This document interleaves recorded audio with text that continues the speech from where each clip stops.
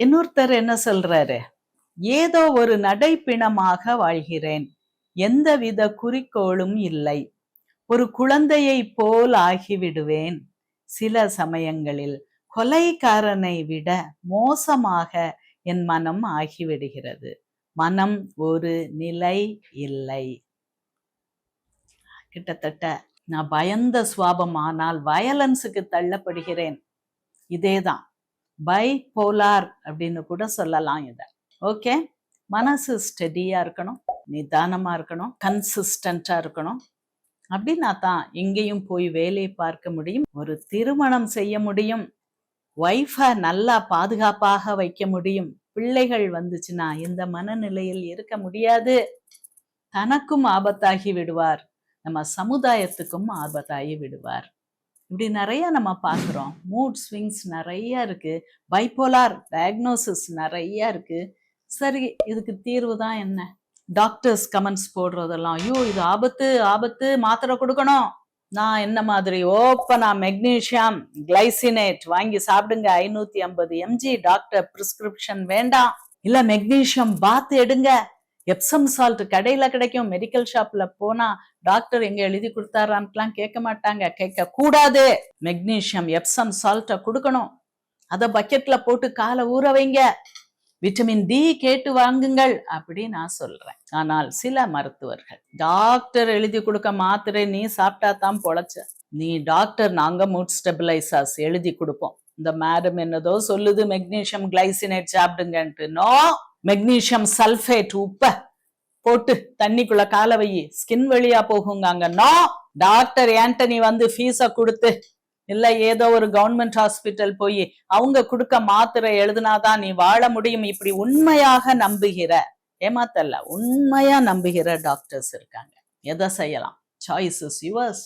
நான் ஓப்பனா சொல்றேன், இந்த மாத்திரை வாங்குங்க, இது உங்களுக்கு மூட் ஸ்டெபிலிட்டி கொடுக்கும், விட்டமின் டின்னு கடையில போய் கேளுங்க, 60,000 யூனிட்ஸ் வாங்குங்க, டெய்லி ஒண்ணுன்னு ஒரு வாரம் சாப்பிடுங்க, உங்களுடைய மூட் ஸ்டெபிலிட்டி வரத பாப்பீங்க, நீங்கள் உணர்வீங்க.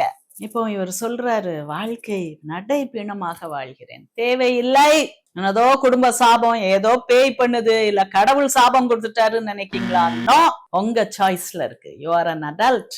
சில உப்புக்கள், சில மினரல்ஸ் உடம்புல குறையுது, சூரிய ஒளியினால நம்ம உடம்பில் சுரக்கக்கூடிய ஹார்மோன் ஆகிய அந்த விட்டமின் டி குறையுது. இது எல்லாம் இருந்தா தான் உங்க மூளை நல்லா இருக்கும், ஒவ்வொரு நர்வ் செல்லும் நல்லா இருக்கும். இல்லைன்னா கை அடக்கிற சக்தி இருக்காது, அடிக்கிற சக்தி தான் வந்துடக்கூடாது. ஆனால் நீங்க பயந்தவங்க குழந்தை போல் ஆகி விடுகிற குணம் உண்டு, ஒரு கஷ்டத்தை பார்த்தா துடிக்கிற குணம் உண்டு, ஒரு குழந்தையை போல் தேம்பி தேம்பி அழுகிற குணம் உண்டு.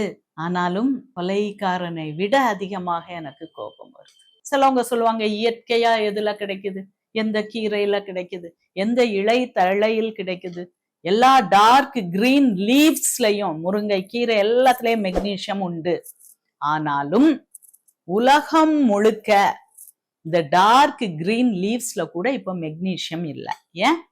மெக்னீசியம் முன்னால உரத்துக்கு போகும், எப்சம் சால்ட் உப்பை எடுத்துட்டு, உப்பளங்களில் மேல உள்ள உப்பை எடுத்துட்டு கீழே உள்ள அந்த எப்சம் சால்ட் ஜிப்சம் உரமாக போகும்.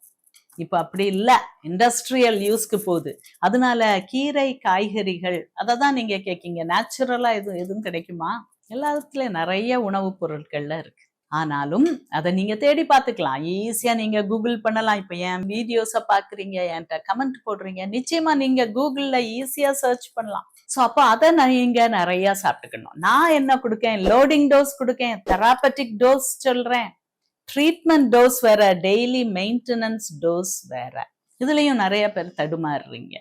ட்ரீட்மெண்ட், ஒரு ஆன்டிபயோட்டிக் கொடுப்பாங்க, ஐயோ நிமோனியா வந்துடுச்சா, பாக்டீரியல் நிமோனியா வந்துடுச்சா, ஆன்டிபயோட்டிக் லோடிங் டோஸ்ல கொடுக்கணும், கியூரிங் டோஸ்ல கொடுக்கணும். ஆனால் அதுக்கப்புறம் அந்த ஆன்டிபயோட்டிக்கை சாப்பிட்டுக்கிட்டே இருக்கலாமா?